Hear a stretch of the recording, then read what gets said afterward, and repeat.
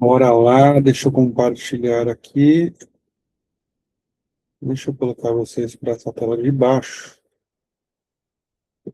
Compartilhar a tela de cima. Compartilhar essa aqui. Compartilhar. Legal. Agora vocês estão vendo a tela? Estão, né? Estão vendo. Boa. Eu estou vendo Eu bem, estou vendo Marcos. bem. Legal. Mostrar. Tá. Boa. Aqui. Ontem nós falamos de Atos 27, né? Que foi a ida de Paulo para Roma para ser julgado. Eles passam por uma tempestade. Paulo avisa que não era para viajar, né? Mas a tripulação decide acreditar no capitão e eles passam por uma tempestade forte. O anjo de Deus aparece para Paulo dizendo que eles não iam morrer, que Paulo precisava cumprir seu propósito, né? De ser julgado por César e Augusto. E aí, aqui a visão de Paulo no naufrágio, né? E aí a chegada à terra. Eles chegam depois de uma longa viagem, né? A gente viu ontem, realmente eram muitos dias de viagem. Então a gente viu ontem a ilusão do controle, a deixar, né? Escrever errado aqui, deixar fora o peso desnecessário para poder seguir, e a paz e a gratidão sobrevivem ao naufrágio. Basicamente isso. E aí a gente vem para o 28. Paulo na ilha de Malta. Uma vez salvos, ficamos sabendo que a ilha se chamava Malta. O último capítulo de Atos. Então, é o último capítulo aqui, exatamente.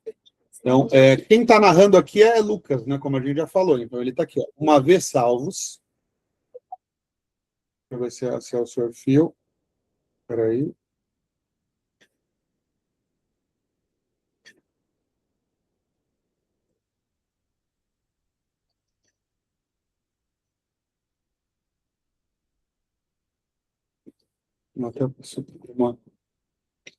Uma vez salvos, ficamos sabendo que a ilha se chamava Malta.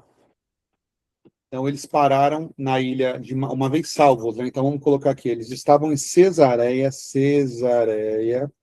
até Malta. Então, eles foram salvos em Malta. Vamos pegar aqui. Aqui, ó, vamos lá. Então, a gente viu ontem, deixa eu ampliar aqui para a gente. Opa, ampliei, ficou menor. Então, Cesareia, Malta está aqui, ó, do outro lado, região da Itália. Então, eles passaram por toda essa jornada e chegaram em Malta. Então, de novo, uma vez salvos, aqui é Lucas narrando, né? E estava junto. Se a gente pesquisar, fala que Lucas não estava só narrando, ele estava narrando o que ele estava vivendo, o que ele estava vendo, né? Uma vez salvos, ficamos sabendo que a ilha chamava Malta. Os habitantes da ilha nos tratavam com singular humanidade, pois acendendo uma fogueira, acolheram a todos nós por causa da chuva que caía e por causa do frio. Tendo Paulo ajuntado e atirado à fogueira um feixe de gravetos, uma víbora, fugindo do calor, prendeu-se na mão dele. Então, Paulo atirou um graveto na fogueira e uma víbora, fugindo do calor, se agarrou na mão dele, uma cobra. Quando os habitantes da ilha viram a cobra pendurada na mão de Paulo, disseram uns aos outros: certamente este homem é assassino, porque, salvo do mar, a justiça não o deixa viver. Então, quando os habitantes da ilha viram a cobra pendurado... Deixa eu ver quem entrou aqui. Espera aí. Sr. Felipe. Quando os habitantes da ilha viram a cobra pendurada na mão de Paulo, fala, Fio, tudo bem? Disseram uns aos outros: certamente este homem é assassino, porque, salvo do mar, a justiça não o deixa viver. Porém, ele, sacudindo a cobra no fogo, não sofreu mal nenhum. Mas eles esperavam que Paulo começasse a inchar, ou que caísse morto de repente. Mas, depois de esperar muito tempo, e vendo que nada normal lhe acontecia, mudando de ideia, diziam que era um Deus, que ele era um Deus. Que doido isso, né? O que a gente está vendo aqui? Como a maioria das pessoas são sem informação e elas vão baseado nas crenças, né? Então, nós estamos vendo aqui o seguinte: eles chegaram na ilha de Malta, passou o naufrágio, então a gente viu aqui de Cesareia para Malta, Malta já na região da Itália. Eles chegaram em Malta. Chegando lá, eles foram bem recebidos por pessoas da ilha que moravam em Malta. E aí acenderam uma fogueira para o pessoal que estava no navio, Paulo, Lucas e assim por diante, e todos. Paulo pegou um graveto e atirou no fogo, e nisso uma víbora subiu na mão dele. E aí, automaticamente, aquele mesmo povo que recebeu eles com humanidade, quando viu a víbora subindo na mão de Paulo, quando os habitantes viram a cobra pendurada na mão de Paulo, disseram uns aos outros: certamente este homem é assassino, porque salvo do mar a justiça não o deixa viver. Então, tipo assim, agora a cobra foi para a mão dele, ele é um assassino. Então, era para ele ter morrido no mar. Já que não morreu, a cobra está dando jeito de matar ele agora. Porém ele, sacudido a cobra do fogo, não sofreu mal nenhum. Mas eles esperavam para ver se Paulo ia inchar ou ia cair morto. Mas como não aconteceu, eles mudaram de ideia e disseram que agora Paulo era um deus. Perto, do extremo para o extremo, né? Novamente, os extremos eles estão no mesmo polo aqui, né? Então, direita e esquerda, ignorância. Machismo, feminismo, ignorância. O que estou querendo dizer? É o mesmo polo, é o mesmo polo. A diferença é que cada um escolhe um lado, entende? Mas vindo aqui, perto daquele lugar havia propriedades que pertenciam a Públio, o homem principal da ilha. Ele nos recebeu e nos hospedou amigavelmente durante 3 dias. Aconteceu que o pai de Públio, estava de cama, doente com febre e disenteria. Paulo foi visitá-lo e, orando, impôs-lhe as mãos e o curou. À vista deste acontecimento, os demais doentes da ilha vieram e foram curados. E estes nos distinguiram com muitas honrarias. E quando estávamos para embarcar, nos proveram de tudo o que era necessário. A viagem de Malta a Roma. 3 meses mais tarde, embarcamos num navio de Alexandria, que tinha passado o inverno na ilha e que tinha, por problema, os deuses Castro e Polos. Então, 3 meses mais tarde, 3 meses, olha só, era para ser uma viagem para Paulo ser julgado em Roma, por César e por Augusto. Já virou um negócio gigantesco aqui, né? 3 meses depois, 3 meses na ilha de Malta, eles simplesmente embarcam num navio de Alexandria, que tinha passado o inverno na ilha, e que tinha por emblema os deuses Castro e Polos, perdão. Então, essa ilha tinha Castro e Polos como deuses. Chegando a Siracusa, ficamos ali 3 dias. Dali fomos costeando e chegando a Régio. No dia seguinte, começou a soprar o vento sul, e em 2 dias chegamos a Puteoli. Ali encontramos alguns irmãos que nos pediram que ficássemos com eles 7 dias. E foi assim que chegamos a Roma. Tendo os irmãos de Roma ouvindo notícias a nosso respeito, vieram ao nosso encontro até a praça de Ápio e as 3 vendas. Quando Paulo os viu, deu graças a Deus e sentiu-se animado. Uma vez em Roma, Paulo recebeu permissão para morar por conta própria, sob a guarda do soldado que o vigiaria. Paulo ele fica numa prisão domiciliar, vamos dizer assim, né? O ministério de Paulo em Roma. 3 dias depois, ele convocou os líderes dos judeus.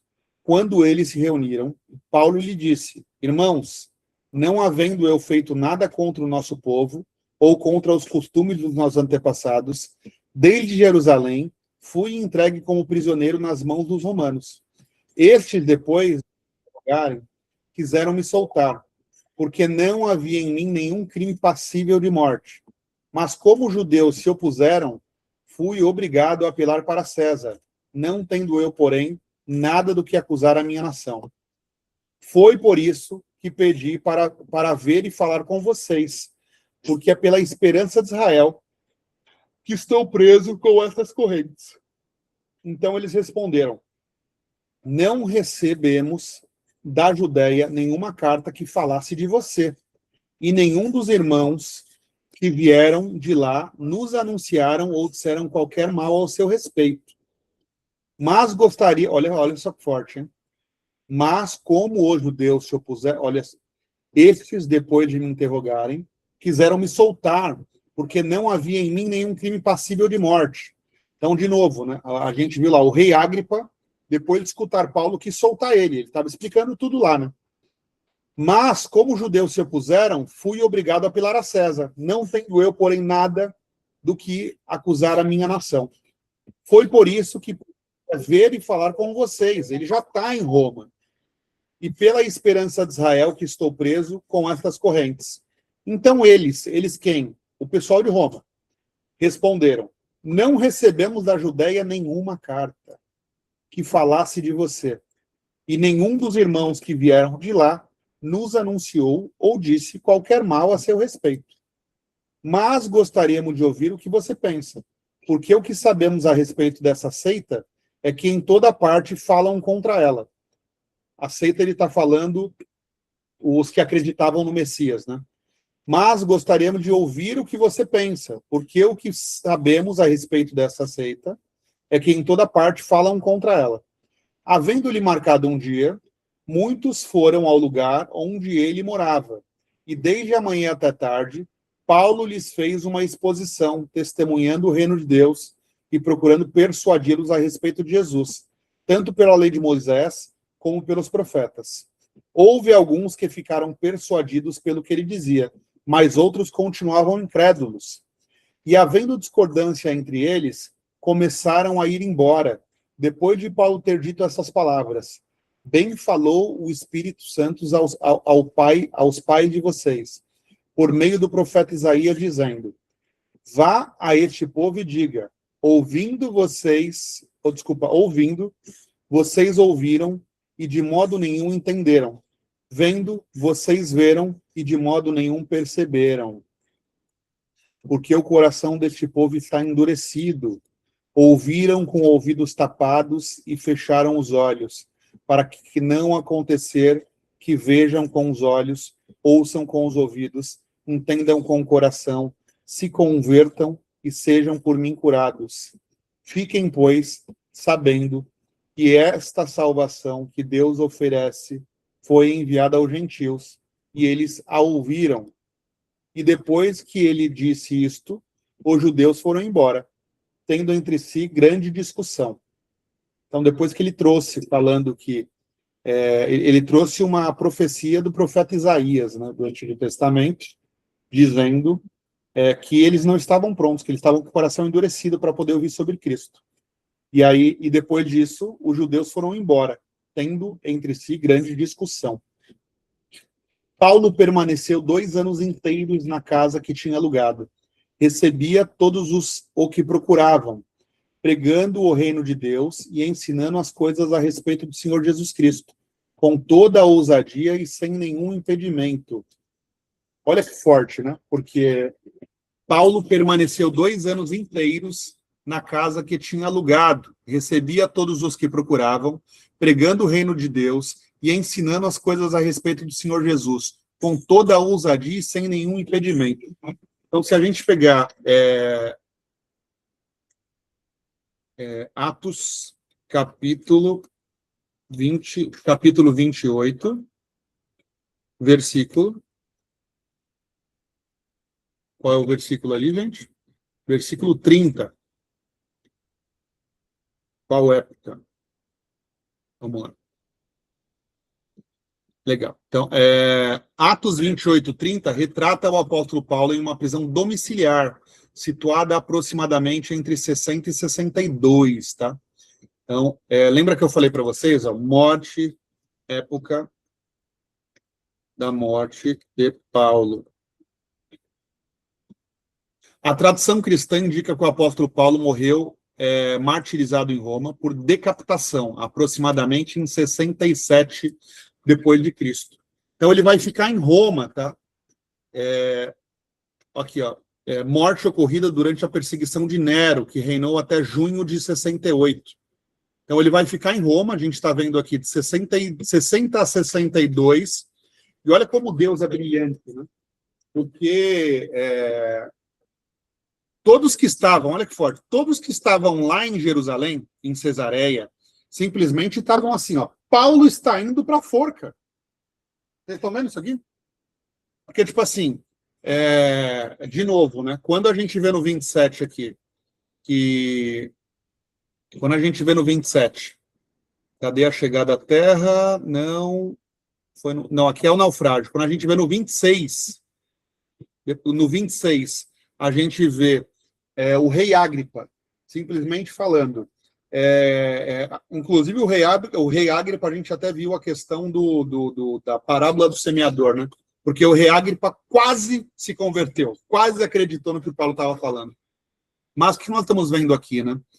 O rei Agripa vira e fala para ele, né? Eu não vejo nada para te manter preso, mas já que você apelou para César, nós te enviaremos. Então, de novo, essa viagem aqui, essa viagem que a gente viu no 27, é a viagem que traz ele até Roma para ser julgado. É a viagem que traz ele... Deixa eu só um minutinho. É a viagem que traz ele até Roma para ser julgado. Passa por Malta. Ele, inclusive, é tratado como alguém que deveria morrer, assassino. Depois é tratado como um deus. E a viagem de Malta vai para Roma. Passa por Alexandria e vai para Roma. Chegando em Roma, o ministério de Paulo em Roma.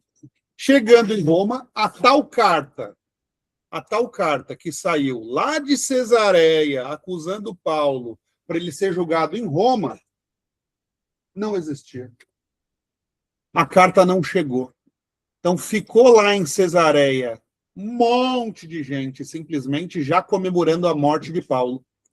E nós estamos vendo aqui, como a gente viu aqui, de 60 a 62 até 67, gente, a gente está vendo aqui a força de Paulo, né? O que esse homem deve ter feito nesses 5 a 7 anos antes de ser decapitado é de uma, tipo assim, de uma grandiosidade absurda, porque nós terminamos vendo aqui no 28, né? Paulo permaneceu 2 anos inteiros na casa que tinha alugado, recebia todos os que procuravam, pregando o reino de Deus, ensinando as coisas a respeito do Senhor Jesus Cristo, com toda a ousadia, visivelmente a gente vê que é um homem ousado, e sem nenhum impedimento.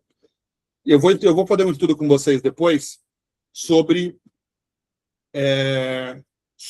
a Nero decapitando, ordenando, né, que Paulo fosse decapitado, e ele é considerado o líder dos cristãos, né?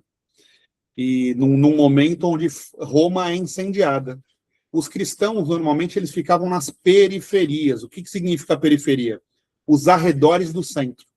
Então, normalmente, quando a gente vai numa cidade e fala a região periférica, são regiões afastadas do centro. São consideradas regiões periféricas. E, normalmente, as avenidas que cruzam são as avenidas perimetrais, porque elas vão fazer ligação das periferias para o centro. Então, em 67, os cristãos eles são acusados de botar fogo em Roma. E a história vai falar que foi Nero que botou fogo em Roma para acusar os cristãos e assim por diante. Mas Paulo, ele é simplesmente martirizado, né? Ele é pego ali como o líder dos cristãos, e Nero precisava ter alguém ali para falar, olha, foram realmente os cristãos que mataram, esse é o líder deles, e vamos decapitar o líder deles. Mas é uma história que vale a pena a gente olhar depois, que a partir daqui a gente vai voltar para Gênesis, depois nós vamos para os evangelhos, tá? Bora para o entendimento. Fechamos. Deu vontade de continuar, né? Deu vontade de ter o 29, o 30, o 31 e assim por diante. Mas o que ficou, até a gente, nós vamos para o entendimento agora, mas o que ficou para mim aqui, né? Que, tipo assim, nós temos que seguir na diversidade, mesmo entendendo que está tudo contra. Então, tipo assim, se Paulo fosse imaginar que... Lembra que eu falei para vocês que o propósito de Deus ele é muito mais claro do que o nosso entendimento? Lembra que eu falei para vocês? E aí lá, quando eu comentei para vocês há 2 capítulos anteriores, o rei Agripa ia livrar Paulo, mas ele apelou para César. E aí ali eu fiz um comentário para vocês. A gente tem a mania de olhar para trás e falar, mas meu Deus, por que está acontecendo isso? Por que isso? Por que aquilo? E Deus está falando, calma, você ia ficar solto aqui em Cesareia, com esse monte de gente que te odeia. Eu estou te mandando para Roma, aonde você vai conseguir, com toda a ousadia, falar o nome do Senhor sem nenhum impedimento. Vocês entendem que, tipo assim, o que Deus tinha para ele era muito maior do que simplesmente o rei Agripa soltar ele.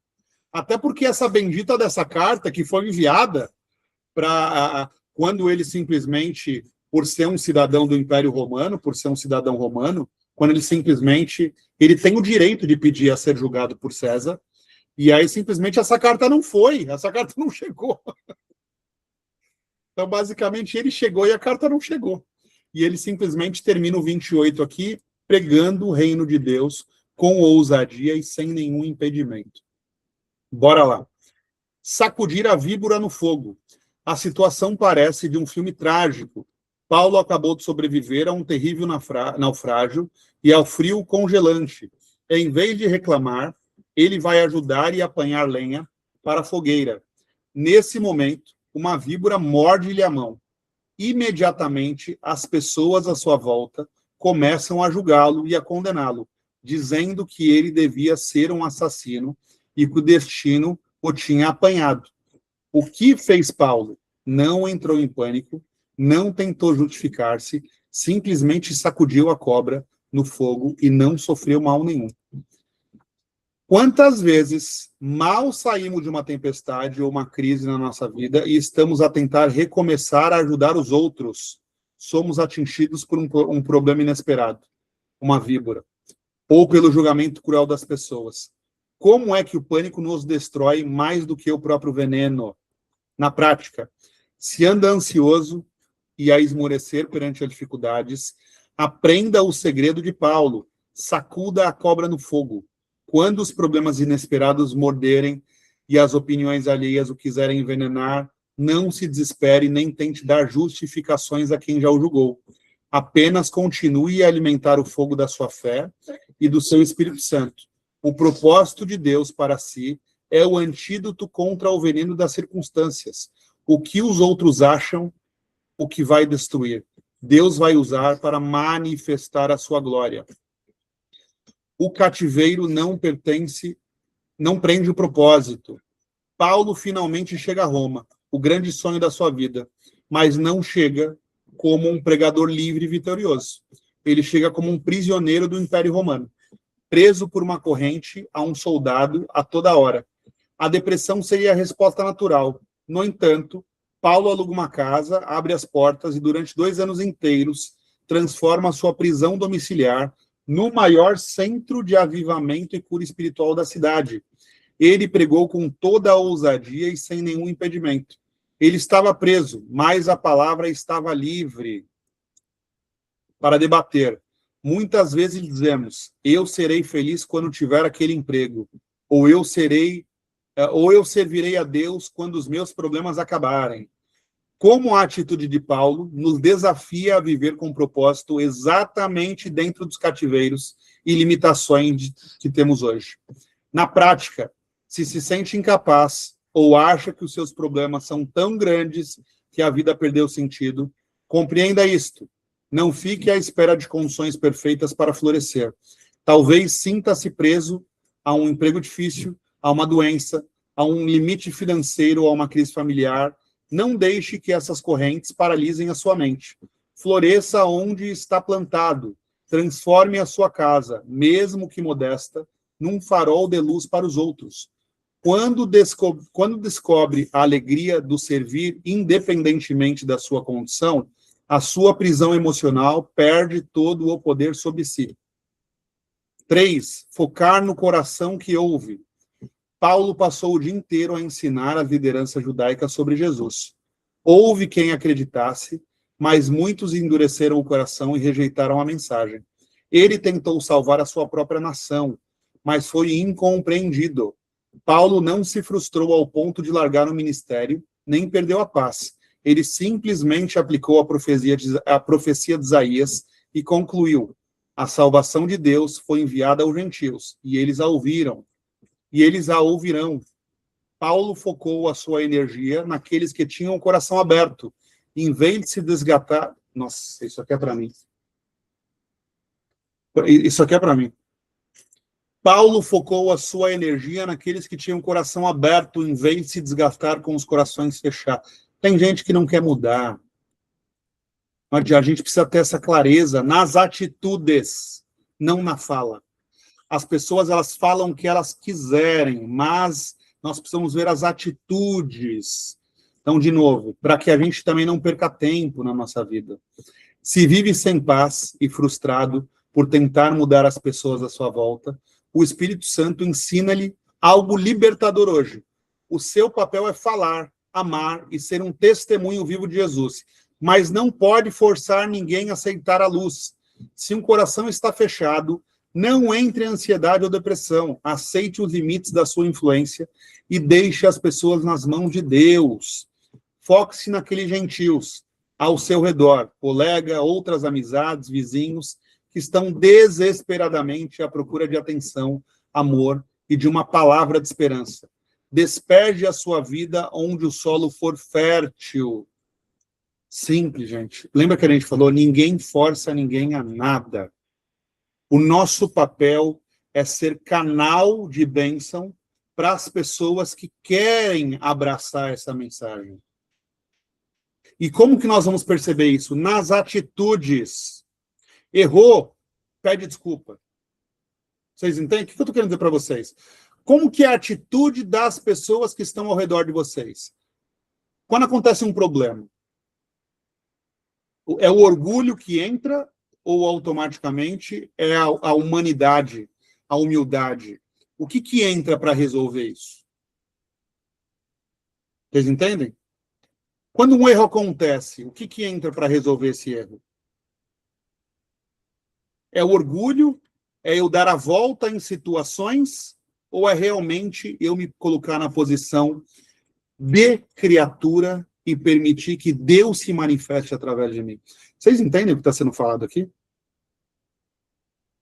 Será que às vezes não somos nós tentando fazer que algumas pessoas sigam a palavra de Deus? Mas seguir a palavra de Deus não é estar aqui às 9h31 da noite. Vocês entendem isso? Sim. Como que nós agimos com os problemas do dia a dia? Entende? Vamos aproveitar, eu vou fazer uma oração com vocês aqui, e eu queria pegar parte dela para a gente terminar a nossa discussão aqui. A gente vai ver aqui, ó, no Evangelho, a gente falou de Evangelho, né? Vamos falar de Evangelho. Nós vamos entrar neles daqui a pouco. Então, nós temos aqui, ó, Mateus 6, 9, 13. Vocês orem...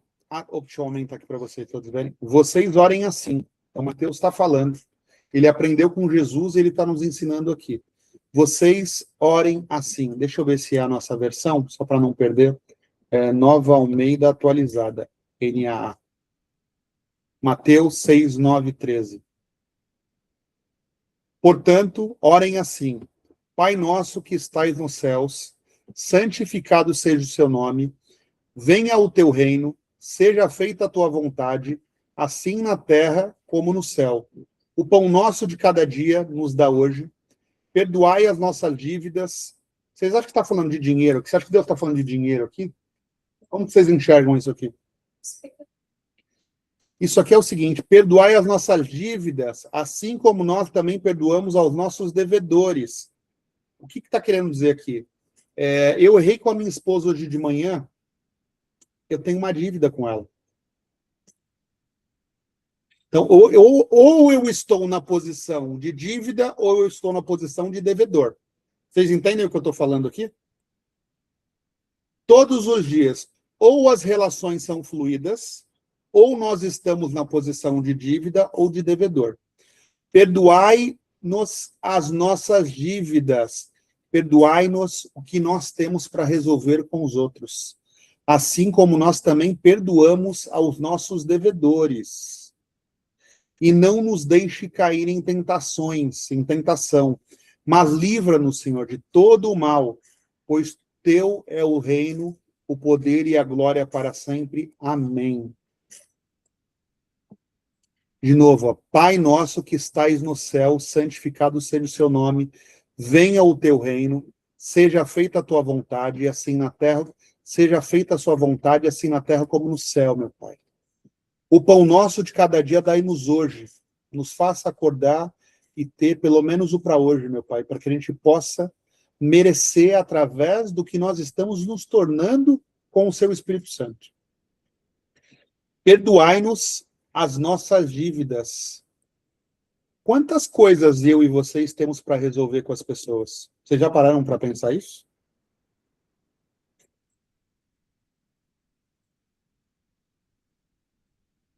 Ah, mas tal confusão, eu só tô...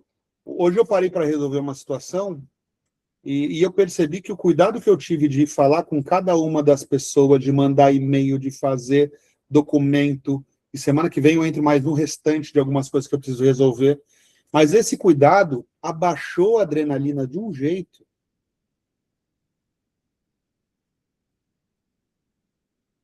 As pessoas, elas esperam essa humanidade. Mas será que quando é conosco, nós temos essa humanidade também? Vocês entendem o que eu estou falando? Eu espero a humanidade, mas quando o problema é comigo, será que eu já não estou com duas pedras na mão para poder atacar? Entende? Então, quando a gente faz essa oração aqui, normalmente a gente vai fazer ela todos os dias, perdoai-nos as nossas dívidas, assim como nós também perdoamos aos nossos devedores. E não nos deixes cair em tentação, mas livra-nos do mal, pois teu reino... Eu oro assim, mas livra-nos... Me ajuda aqui. Pai nosso que estais no céu, santificado seja o seu nome. Venha a nós o seu reino, seja feita a sua vontade, assim na terra como no céu. O pão nosso de cada dia dai-nos hoje. Perdoai as nossas dívidas, assim como nós perdoamos os nossos devedores.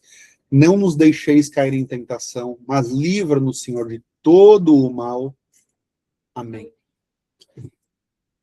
Então, para fechar com vocês aqui, a gente viu aqui, ó, quantos de nós perdemos a saúde mental ao tentar mudar pessoas que simplesmente fecham os ouvidos para tudo? Como encontrar paz entre o fazer a nossa parte e o entregar a Deus os resultados? Sabe como? Pedindo para que Deus perdoe as nossas dívidas, assim como nós perdoamos aos nossos devedores, e não nos deixes cair em tentações. Vocês entenderam isso aqui? Porque, de fato, nós temos o hábito de achar mais problema na vida dos outros do que na nossa. Vocês concordam? Sim, concordo plenamente.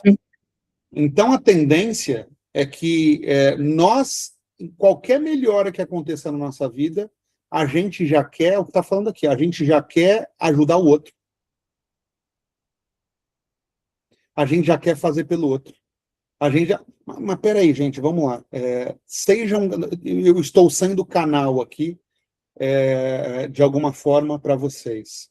Mas se vocês não quiserem seguir isso aqui, pós-desligar, nas atitudes de vocês, não vai frutificar, entende? E aí não adianta eu querer forçar, a gente acaba entrando num desgaste desnecessário por essa forçação, né?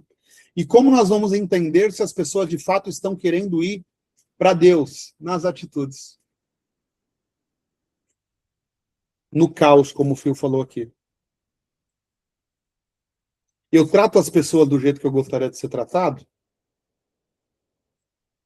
Eu olho para as pessoas do jeito que eu gostaria de ser olhado? Entende?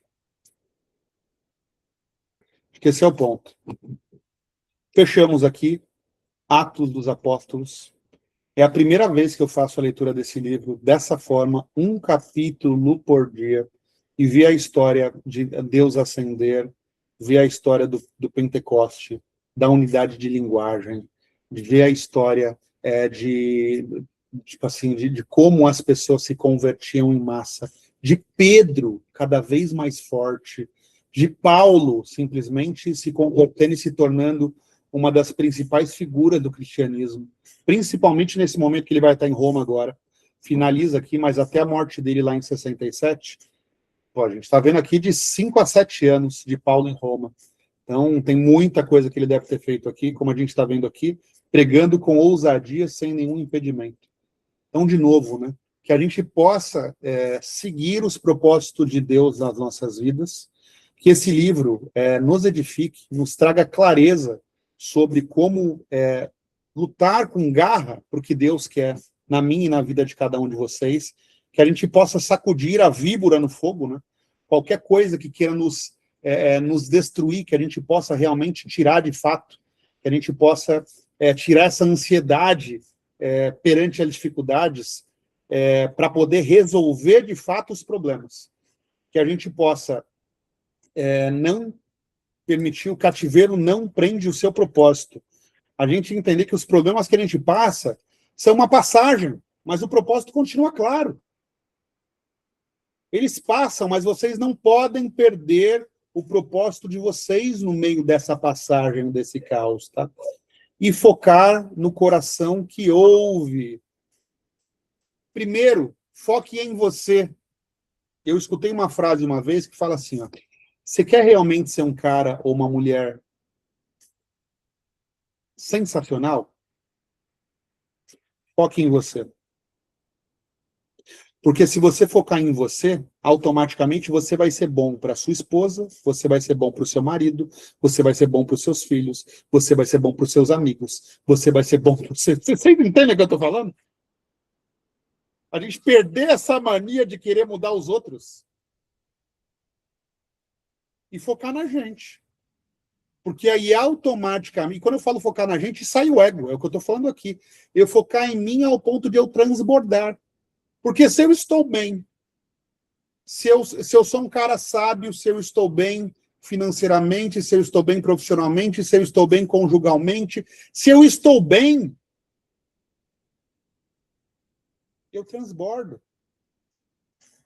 Mas nós temos um mau hábito, e aí eu me coloco nesse ponto, tá?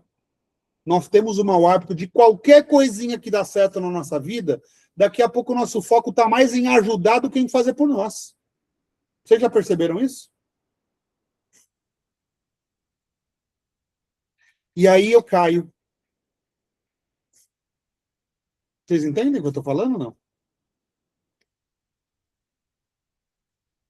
Mas é isso que a gente está falando, Fio. Nós temos o hábito de olhar para o outro. Não, mas nós temos o hábito de olhar para o outro. Não é isso não, Fio. Tipo assim, é mais fácil eu ajudar do que eu me ajudar. É mais fácil eu virar e falar, nossa, o Fio precisa de ajuda, do que eu entender coisas que eu preciso mudar em mim. Então, o que me faz entender isso aqui, né? Nós estamos vendo um homem aqui que passou por vários sobes e desces, que é o Paulo, mas automaticamente ele sempre estava firme para fazer a trajetória dele e as pessoas iam se beneficiando de um Paulo forte, até mesmo no caos. Vocês entendem o que eu estou falando? Agora, se a gente parar para pensar, conforme a gente viu no 3 aqui, a maior parte dos problemas que nós vamos passar é isso aqui. Quantos de nós perdemos a saúde mental ao tentar mudar pessoas que simplesmente fecham os ouvidos para tudo? Como encontrar paz entre o fazer a nossa parte e entregar a Deus os resultados? É isso, gente. Se nós precisamos ser vaso para transbordar, encher um pouquinho nosso vaso, a gente já acha que nós somos abençoados por Deus e já na vida de todo mundo. Ninguém muda a vida de ninguém. Vocês entenderam isso? Nós somos canal e exemplo para que Cristo entre na vida de alguém. Se a pessoa aceitar que Cristo entre na sua vida, acho que a gente fecha esse capítulo de hoje. Deixa eu jogar para cá, porque eu estou olhando para baixo aqui. Deixa eu jogar para cima. É isso. A gente fecha o 28 com Paulo em Roma, livre. A carta não chegou. Ele não foi morto ali em 60, 62. Ele pregou com muita ousadia. Ele vai ficar por muitos anos ainda ali em Roma. ele vai edificar muito a palavra de Deus ali em Roma, ele vai mudar a vida de muita pessoa ali em Roma, ele vai cumprir o propósito dele. Porque muito da sequência para a gente chegar aqui em 2026, pode falar, foram esses 6 anos de Paulo ali em Roma, hein? Deve ter feito. Não dá vontade de continuar, capítulo 29, 30, 31, porque o que esse homem deve ter feito nesses 5, 6 anos não é pouco. Dá vontade de. Eu tô de verdade, eu tô tipo aquelas novelas boas da Globo. Eu lembro quando eu era criança, eu assistia a novela com a minha avó. Tipo uma Avenida Brasil da vida. Vocês lembram da Avenida Brasil? Eu era criancinha, eu era pequeno, e eu via com a minha avó a Avenida Brasil.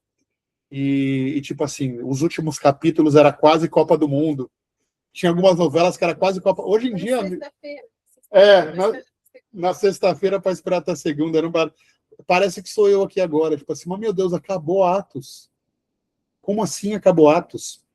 Dá vontade agora, não dá vontade agora de seguir para as cartas de Paulo? Me deu vontade de seguir direto para as cartas de Paulo. Para poder ver ali, porque nesse espaço agora, gente, que ele vai ficar em Roma, ele vai ser preso também. Nesse espaço, ele está preso numa prisão domiciliar, mas daqui a pouco ele fica realmente preso. Então, nesse espaço de 5, 6 anos aí, ele vai escrever todas as cartas que nós vimos. Então, oi, olha, Paulo, cartas. Então, todas as cartas que nós vamos ver aqui, Paulo, cartas. Todas as cartas que nós vamos ver aqui, as 13 cartas, Romanos, 1º e 2º, a cidade de Corinto, carta para a cidade de Gálata, carta para a cidade de Éfeso, carta para a cidade de Filipo, carta para a cidade de Colosso, carta para a cidade de Tessalônica, foi a primeira carta que ele escreveu 2. Carta para Timóteo, lembra do Timóteo, que era filho de uma grega com um romano? Que Paulo, quando escolhe ele para ir junto na jornada, Paulo simplesmente circuncida ele antes de visitar sinagogas, para que não houvesse um estranhamento dos judeus para Timóteo, né? E como ele era filho de uma grega com um judeu, de um grego com um judeu, com uma judia, perdão, como ele era misto, né? Ele não era circuncidado. E a primeira coisa que Paulo faz com Timóteo é circuncidar, para que ele fosse ajudar nessa missão. Então, nós tivemos 2 cartas para Timóteo. Então, quer dizer que Timóteo, para Paulo estar enviando 2 cartas para Timóteo, quer dizer que Timóteo se firmou como um presbítero, certo? Se firmou como um homem que realmente disseminava a palavra de Deus. E aí Paulo termina com uma carta para Tito e para Filemão. Então, vamos decidir aí se a gente começa segunda-feira. Eu vou pensar aqui se a gente vai direto para os evangelhos, se a gente termina Gênesis, que nós largamos lá no 22, ou se nós já vamos para as cartas de Paulo, que realmente eu me senti agora na Avenida Brasil, nesse capítulo 28 aqui de Atos, que deu vontade de continuar. Fechamos Atos dos Apóstolos. Bebê, vem para cá. Oi? O que é? Dani, a oração está contigo. A minha esposa falou que a oração é sua. Aproveitar que você está aqui, a Fê falou que a oração é sua. Tá bom, seu Marcos, eu oro. Nossa, foi maravilhoso, adorei, gente. Se deixar, a gente vai até meia-noite, né, seu Marcos? Falei. Vai, né? Realmente deu vontade de continuar. Dá mesmo. Caramba. Maravilhoso. Vamos lá orar. Senhor Deus e eterno Pai, em nome de Jesus, Pai amado, muito obrigado, Senhor amado, por mais outra oportunidade de nós estarmos aqui aprendendo da Tua palavra. Senhor, visita o seu Marcos, a dona Fernanda, a família deles, os filhos. Pai, muito obrigado, que o seu Espírito continue, Senhor amado, usando o seu Marco, a vida dele, Pai, para que nós venhamos aprender mais de Ti, para que nós venhamos, Pai, aprender sobre Paulo, um homem temeroso, um homem que, Pai amado, ficou predisposto a te servir, mesmo na adversidade, ele fez a diferença. Que o Senhor, Pai, nos ensine mesmo a fazer a diferença no nosso dia a dia, nos libertando daquilo, Pai, que nos corrompe.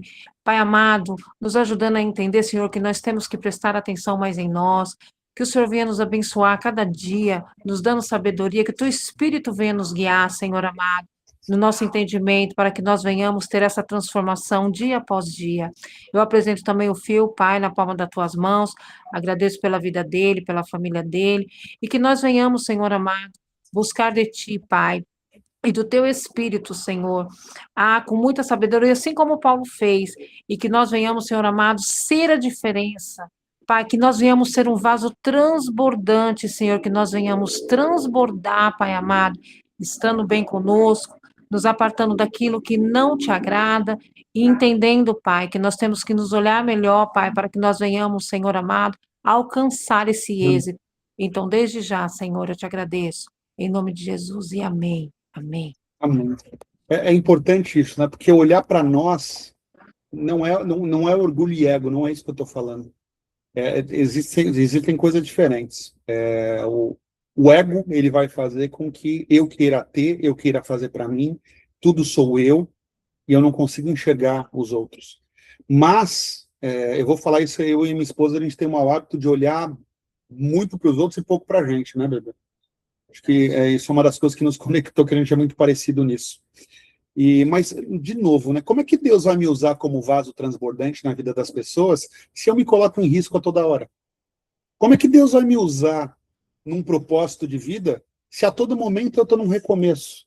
Como é que Deus vai me usar para mudar a vida de outras pessoas se a todo momento eu preciso estar me levantando? Vocês entendem o que eu estou falando? Vocês entendem? Então, são coisas diferentes, não é sobre ego.